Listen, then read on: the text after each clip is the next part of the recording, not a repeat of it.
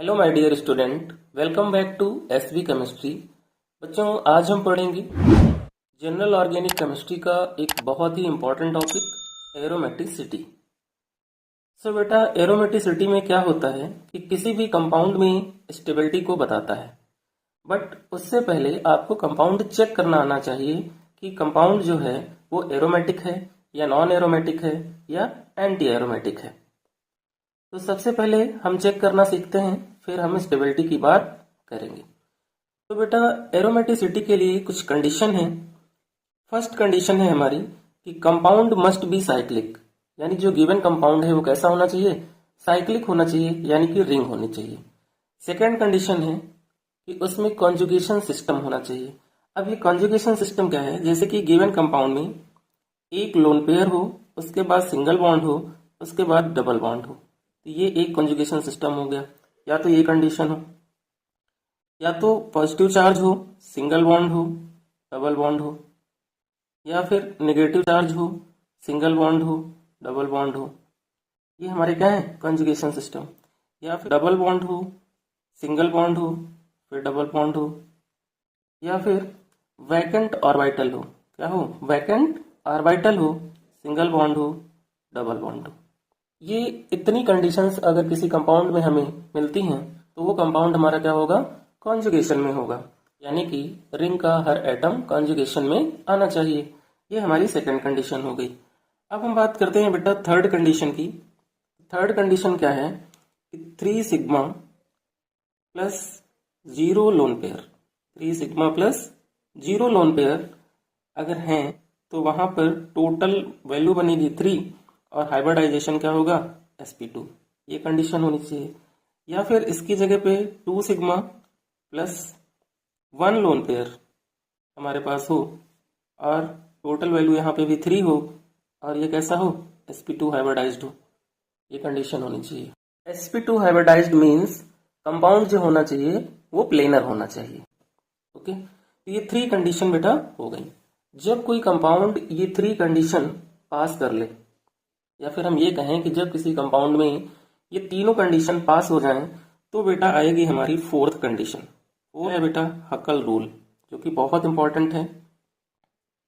हक्कल rule, हक्कल rules में क्या होता है, हक्कल रूल्स के अकॉर्डिंग जो कंपाउंड है हमारा वो 4n प्लस 2 पाई इलेक्ट्रॉन की कंडीशन पास करे।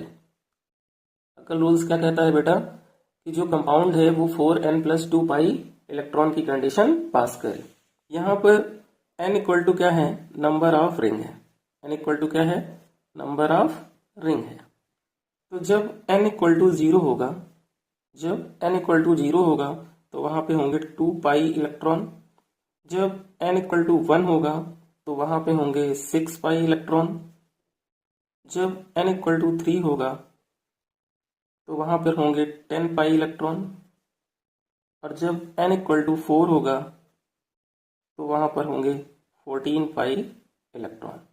यानी कि कंपाउंड में अगर 2 पाई इलेक्ट्रॉन है, 6 पाई इलेक्ट्रॉन है, 10 पाई इलेक्ट्रॉन है या 14 पाई इलेक्ट्रॉन है तो वो हकल रूल्स को फॉलो करेगा। और ऐसे कंपाउंड जो इन चारों कंडीशंस को फॉलो करेंगे वो हमारे एरोमेटिक कंपाउंड होंगे। बट बेटा, अगर कोई कंपाउंड ऐसा है जो ये 3 कंडीशन पास कर ले और ये जो फोर्थ कंडीशन हकल रूल की है वो ना आए, तो वहां पर बेटा हमें मिलेगा 4n pi electron, 4n pi electron. यानी कि n इक्वल टू जब 1 होगा, n इक्वल टू 1 होगा तो उसके पास होंगे 4 pi electron. n equal to 2 होगा तो उसके पास होंगे 8 pi electron. n equal to 3 होगा तो उसके पास होंगे 12 पाई इलेक्ट्रॉन। यानी कि जो first, second and third condition है, अगर कोई कंपाउंड ये तीनों कंडीशन पास कर लेता है उसके बाद ये कंडीशन आती है 4n पाई इलेक्ट्रॉन की, यानी कि 4 का मल्टीपल आ रहा हो, तो ऐसे कंपाउंड जो होंगे बेटा वो हमारे होंगे एंटी एरोमेटिक। कैसे होंगे, एंटी एरोमेटिक। तो किस कंडीशन में एंटी एरोमेटिक बनेंगे पता चल गया। और ये कैसे थे हमारे, ये हमारे थे एरोमेटिक। जो हकल रूल को फॉलो करते थे वो हमारे क्या थे, एरोमेटिक कंपाउंड थे। तो एरोमेटिक कंपाउंड के लिए first, second, third and fourth, ये 4 कंडीशन पास करना चाहिए कंपाउंड को। और एंटी एरोमेटिक के लिए फर्स्ट, सेकंड, थर्ड और 4 एन पाई इलेक्ट्रॉन की कंडीशन कंपाउंड को पास करना चाहिए, तो वो एंटी एरोमेटिक हो जाता है।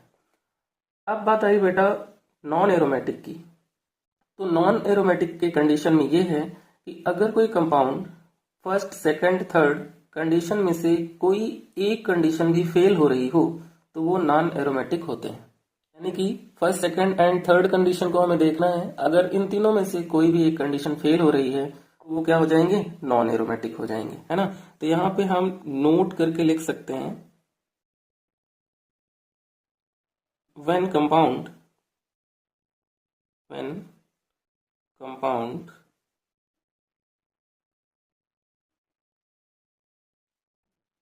fail in first, second, third any one condition, यानी कि तीनों कंडीशन में से किसी एक कंडीशन में क्या हो, फेल हो, तो वो क्या होता है, नॉन एरोमेटिक होता है। नॉन एरोमेटिक कंपाउंड होता है। तो ये है बेटा वो कंडीशन जिनके बेस पे हम aromatic compound, anti aromatic compound और नॉन एरोमेटिक कंपाउंड को फाइंड कर सकते हैं। अब हम बात करते हैं बेटा स्टेबिलिटी की, है ना। तो स्टेबिलिटी जो होती है वो सबसे ज्यादा होती है एरोमेटिक की। स्टेबिलिटी जो सबसे ज्यादा है वो किसकी है, एरोमेटिक की है। उसके बाद नॉन एरोमेटिक की है,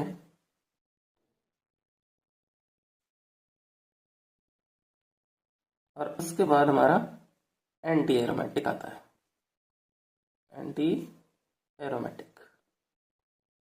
अब हम बेटे लेते हैं कुछ एग्जाम्पल, और उन एग्जाम्पल की हेल्प से हम ये फाइंड करना सीखेंगे कि कौन से कंपाउंड हमारे एरोमेटिक हैं, कौन से हमारे नॉन एरोमेटिक हैं और कौन से हमारे एंटी एरोमेटिक हैं। सो बेटा ये हमने एग्जाम्पल लिए हैं। फर्स्ट एग्जाम्पल है हमारा बेंजीन का।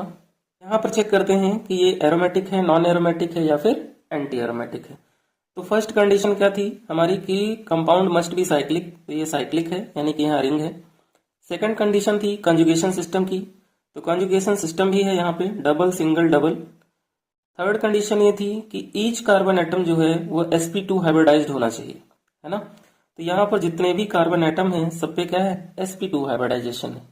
तो ये तीनों कंडीशन क्या है, पास कर रहा है। अब हम फोर्थ कंडीशन चेक करेंगे हकल रूल की, यानी कि यहाँ पर हम अप्लाई करेंगे 4n प्लस 2 पाई इलेक्ट्रॉन, है ना, हकल रूल।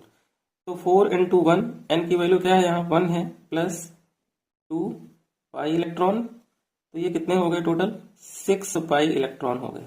और हकल रूल के अकॉर्डिंग ये था कि जिसके पास 6 पाई इलेक्ट्रॉन होंगे वो हमारा क्या होगा, एरोमेटिक कंपाउंड होगा। सेकंड एग्जांपल समझते हैं। देखो इस कार्बन पे पॉजिटिव चार्ज लगा है, यानी कि जब ये पॉजिटिव चार्ज लगा है तो sp2 हाइब्रिडाइज्ड हो जाएगा, है ना। और यहाँ पर डबल बॉन्ड है तो ये भी हमारा क्या होगा, sp2 हाइब्रिडाइज्ड हो जाएगा। और ये भी हमारा क्या होगा, sp2 हाइब्रिडाइज्ड हो जाएगा। फर्स्ट कंडीशन इसने पास कर ली कि ये साइक्लिक है यानी कि रिंग। सेकंड कंजुगेशन सिस्टम है, यहाँ पर प्लस है, फिर सिंगल बॉन्ड है, फिर डबल बॉन्ड है, और सभी कार्बन एटम जो है वो क्या है, sp2 हाइब्रिडाइज्ड हैं। और यहाँ पर पाई इलेक्ट्रॉन कितने हैं, 2 पाई इलेक्ट्रॉन है, कितने हैं, 2 पाई इलेक्ट्रॉन। तो इसने भी क्या की, चारों कंडीशन पास की, इसलिए क्या है, एरोमेटिक है। थर्ड को हम चेक करें अगर, तो ये क्या है, साइक्लिक है। फर्स्ट कंडीशन इसने पास कर ली। सेकंड में क्या है, negative charge, single bond, double bond, यानी कि ये कॉन्जुगेशन में है। थर्ड कंडीशन की सभी जो है क्या है, sp2 हाइब्रिडाइज्ड हैं, सभी क्या है, sp2 हाइब्रिडाइज्ड हैं। और यहाँ पर टोटल पाई इलेक्ट्रॉन कितने हैं, 2 to 4 to 6, यहाँ पर 6 पाई इलेक्ट्रॉन है।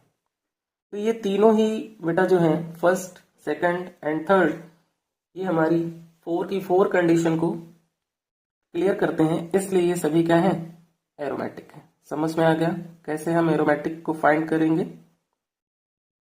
नेक्स्ट एग्जांपल की हम बात करते हैं। नेक्स्ट एग्जांपल में क्या है कि साइक्लिक है, फर्स्ट कंडीशन तो पास कर रहा है।